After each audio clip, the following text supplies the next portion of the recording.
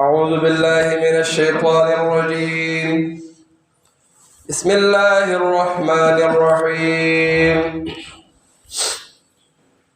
فلم تقتلوهم ولكن الله قتلهم وما رميت إذ رميت ولكن الله رمى وليبلي المؤمنين منه بلاء حسنا إن الله سميع عليم. ذلكم وأن الله موهن كيد الكافرين. نحن سپارہ سورہ انفال آیت نمبر 17 18 19 دا غزوہ بدر واقع دے حد تک رسیدلا چې صحابه کرام هم راولل او سپونو کې ودرېدل او مخالف طرف ته چې کوم کفار هغه هم رالل او سپونو کې ودرېدل د جنګ دپاره. مخکې آیتونه هغې کې څه ناڅه واقعه ذکر شوې وه چې الله تعالی وفرمیل چې تاسو باندې مې د جنګ په وخت کې خوب راوسته چې ستاسو زړونو ته اطمینان میلو شي. اوس چې کله دوی ودرېدل نو یو موقع داسې وه چې رسول الله صلی الله علیه وسلم چې کله د مکې مکرمې نه مدینې منورې ته هجرت کو نو دا ټول خلک راجمع شول او کفار مشرکین غټ غټ سرداران د خپلو کې مشوره کوله وایي څه وکړو دې سړي سره رز د رزه خلک سیوا کېږي مخالف پارټي رز د رزه سیوا کېږي او موږ کمزوري کېږو زمونږ د خدایانو بد وایي نو څه ترتیب او څه لاره پکار ده د دې مخنیوی پکار دی. نو مشران ټول ناست دي مشورې کوي او شیطان پکې د یو سړي د یو قوم مشر په شکل کې ناست دی هم پکې ناست دی بابا دی د خپلو کې رایې ورکوي څه وکړو یو کس وایي داسې کار به وکړو دی به بند نو هغه شیطان رایې ورکړه دا خبره ټیک نه ده دی به تاسو تر کومې پورې بندوئ د ده خو غټ خاندان دی خامخا څوک به یې تپوس کوي قریش دي هاشم دي بنو هاشم دي نو څوک به یې تپوس کوي نو دا رایې ټیک نه ده بل کس رایې ورکړه داسې کار به وکړو دی به د خپل کلي نه وباسو نو شیطان بیا رایې ورکوي دا رایې هم ټیک نه ده ده سره داسې ښکلې ژبه ده داسې پسته ژبه یې ده چې چا سره میلاویږي هغه به د ده ملګري کېږي نو یو ورځ به داسې راشي چې دی به تاسو بار وباسئ دومره خلک به ځان سره تیار کړي واپس به راشي په تاسو به حمله وکړي دا رایه هم ټیک نه ده. بل پاڅېده وایي دا رایه زما رایه دا ده چې بس مړ به کړو نعوذ بالله نو موږ به تخلاص شو هسې او موږ نه خلاصېږو نو شیطان پاڅېده دا کاکا صحیح وایي دا حل دی چې موږ دې ختم کړو نور ملګري به نه پیدا کېږي نور به څوک راځي نه دین ته ملګري به نه پیدا کېږي نو دا زموږ چې کم سره مخالفت دی او کم سره زموږ جګړه ده چې دی وایي هر څه الله کوي موږ وایي نه هر څه الله نه کوي دا بوتان نه کوي نو دا خبره به ختمه شي.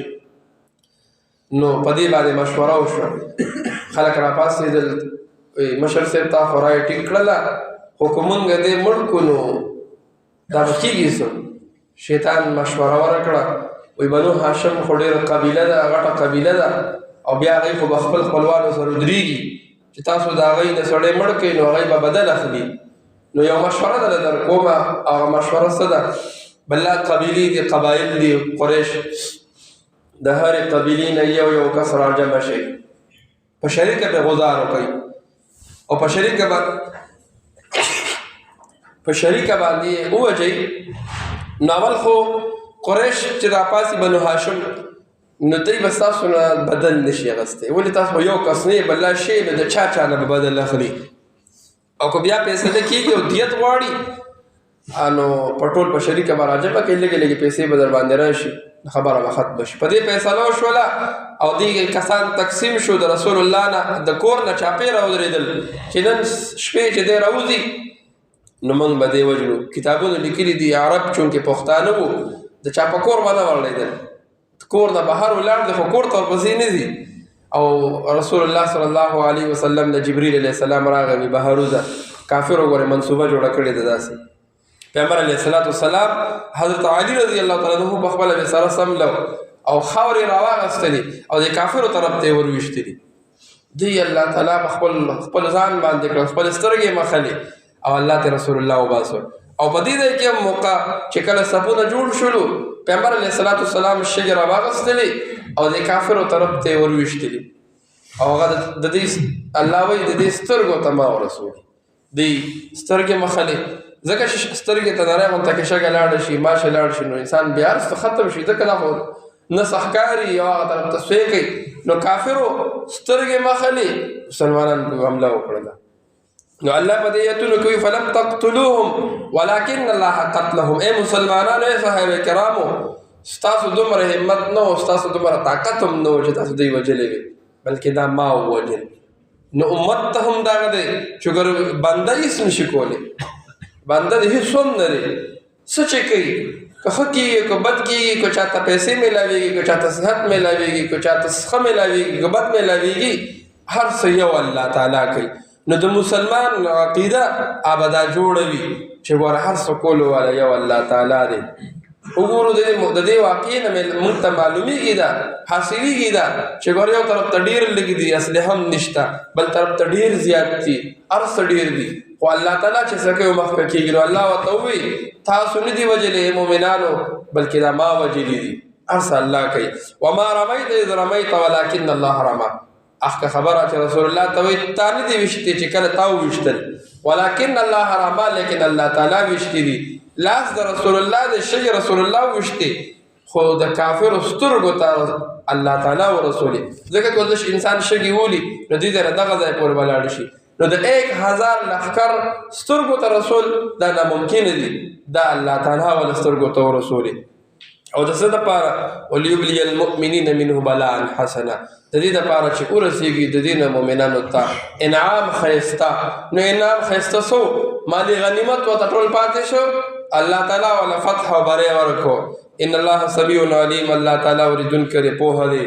او څه چلو کو مقصد هم دا و چې ذالک ان ذالکم وان الله موهن کید الکافرین، چې الله تعالی وایي زه د کفارو چې کوم تدبیر دی، کوم چلونه جوړ کړی دی، دا کمزورې کما. نو همیشه مونږ وایو دا چې الله تعالی زموږ مدد او نصرت وکړي، الله تعالی موږ د چیزونو ډېر سره کړي. نو خوشحالېدل اسې نه دي پکار، بلکې یو عمل کول پکار دي، موس پکار دی، تلاوت پکار دی، نیک اعمال پکار دي. نو هغې نه وروسته د الله نه دعا غوښتل پکار دي. داسې هم نه چې موږ مونځ وکړو اوس بیا راکوي، نه، عمل وکړه، مونځ وکړه، ښه کار وکړه، د هغې نه وروسته بیا هم محتاج شه الله ته مخې ته کېده، وایي دا عمل مې وکړه، یا الله په دې په وسیله باندې د دې په وساطت باندې زه ستا نه دا دعا غواړم، یا الله دا راله وکړي، دا راله وکړي، زه ستا بنده یم، ته مې خالق یې. نو د هغې په بدل کې به الله تعالی بیا ستا نه څه وکړي، د عمل بدله قبول کړي. او کو دنیا کې دله خیر لیکلی وي در به کړي، که دله دنیا کې نه لیکلی آخرت کې به دله درکړي. نو پکار دی چې هر څه الله تعالی کوي، انسان له پکار دی کو بیماری راځي او دغه رنګې پریشاني راځي، په هر حالت کې الله تعالی ته متوجه کېدل پکار دي. فلم تقتلوهم، پس ندی وجلی تاسو دوی، ولکن الله قتلهم، لیکن الله تعالی وجلی دی دوی. وما رمیت اذ رمیت، او ندی وشتتا اذ رمیت کله چې تا وشتلی شګې، ولکن الله رمى، لیکن الله تعالی وشتی دی. وليبلي المؤمنین، او دې دپاره چې ورسېږي ملو شي مؤمنانو ته منه د دې نه بلاء حسنا، انعام ښایسته. ان الله بشک الله تعالی سمیع علیم، اورېدونکی دی، پوهه دی. ذالکم مقصد هم دا وان الله، چې بشک الله تعالی موهن کمزور کی کید الکافرین، تدبیر د کافرانو. واخر دعوانا الحمد لله رب العالمين والعاقبة للمتقين والصلاة والسلام على رسوله محمد وآله وأصحابه أجمعين. الله ته زموږ نه راضي شي، زموږ دا ناسته قبول منظور کړي، ویل مو اورېدل مو قبول کړي، د عمل توفیق را نصیب کړي. الله د قرآن سره مو محبت نصیب کړي، الله خپل رضا نصیب کړي، الله د مسجد په اعمالو باندې آباد کړي، الله موږ دینداره کړي، ماشومان دینداره کړي، الله موږ امن او امان راولي، الله دا کلې محله په دین باندې آباد کړي. الله څومره بیماران دي، الله دې د قرآن په برکت شفای کامله نصیب کړي، کورونو کې دي، هسپتالونو کې څومره قرضدار دي، الله قرضونه اخلاص کړي، الله موږ ټول خوشحاله کړي، هر کور کې خوشحالي راولي، پریشاني ختمه کړي، اتفاق او اتحاد مو نصیب کی. وصلی الله تعالی علی خیر خلقه محمد و آله و اصحابه.